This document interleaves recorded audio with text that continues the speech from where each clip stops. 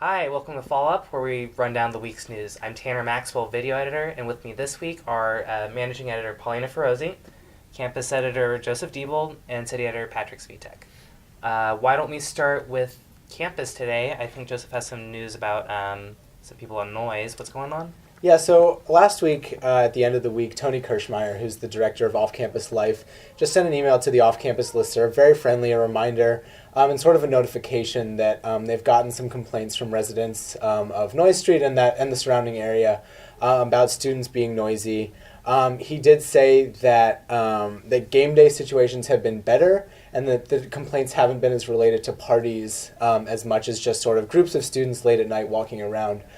So one sort of theory that was proposed for the explanation has been this sort of university-wide movement towards getting students to walk in groups, obviously for their own safety, and just sort of letting students be aware that while that's certainly obviously the correct decision to make if you're coming home from a party late at night, going home late at night, anything like that, you do want to keep an eye out, be mindful that that some of the Evanston residents don't have the same sleep patterns that we do, and just sort of to be aware of that.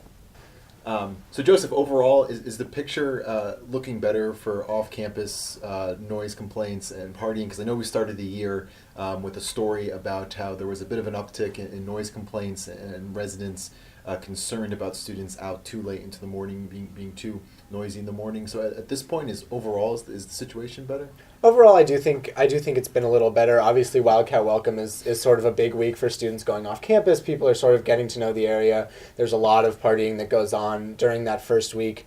And once school starts, it does settle down a little bit. It does seem like the last few weeks have been better. And certainly the trend away from party-related complaints to sort of walking-related complaints, I think, is one that both city and university officials would treat positively. All right. Let's keep some of the city-related news going. Patrick, how about you tell us what they were talking about at City Council this week? Sure. So two things we wrote about at Monday night City Council meeting was the City Council's approval of new restrictions on electronic cigarettes in Evanston. What they passed basically was legislation that treats electronic cigarettes like regular cigarettes, and so wherever regular cigarettes are banned in public in Evanston, now electronic cigarettes or e-cigarettes are banned as well.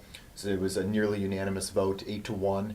But what we saw before that vote, obviously, was some kind of emotional testimony to the kind of healing power of electronic cigarettes. A lot of people say that they've helped them quit smoking altogether.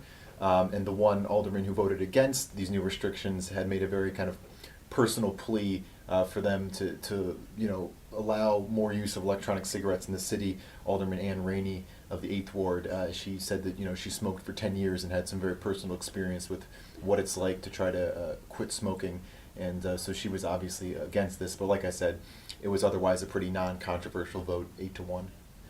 The second issue that came up, as we hinted at, was Evanston Township, which we've been covering for quite some time now. They passed what is called a binding referendum, which means that on the ballot in March, Evanston voters are going to be able to finally vote on whether they want to keep Evanston Township or not. And there was a advisory referendum last year, which is non-binding, and Evanston voters favored getting rid of the township by about 2-1 margin. So it's something that's expected to pass in the spring. All right. Let's move away from the city. I know this week we had an in-focus run on lower income students at Northwestern. Paulina, could you talk a little bit about that? Yeah, so we had our second in focus of the quarter, kind of looking at the experience of low-income students at Northwestern. It's one thing that the university tries really hard to get their need-based financial aid as high as it can be, but we kind of looked at the social experience of Northwestern and how being low income can affect the things that you do on campus, and it's not just about being able to pay tuition and room and board, but it's also being able to pay for your groceries and do dance marathon, be in a Greek organization, a lot of things that a lot of people don't think about when they're thinking about like financial aid is one thing, but paying for your living day to day is another thing. So I think that was a good thing to be able to look at from multiple student perspectives and the new Quest student group that started up recently. So I think that was a kind of an interesting new thing to look at this quarter. One really interesting thing about that story, I think the headline, or the preliminary headline, was an invisible minority.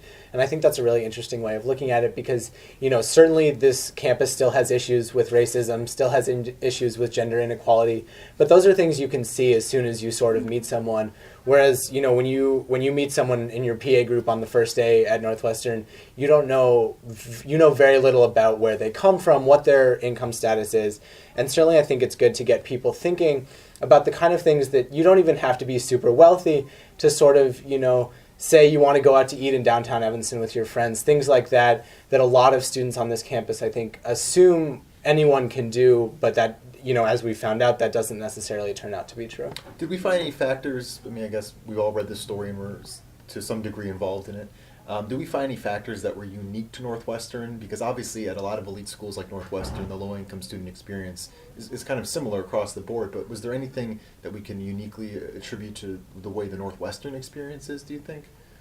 I think that just Northwestern being at the way that it is, students want to get involved with as many things as possible.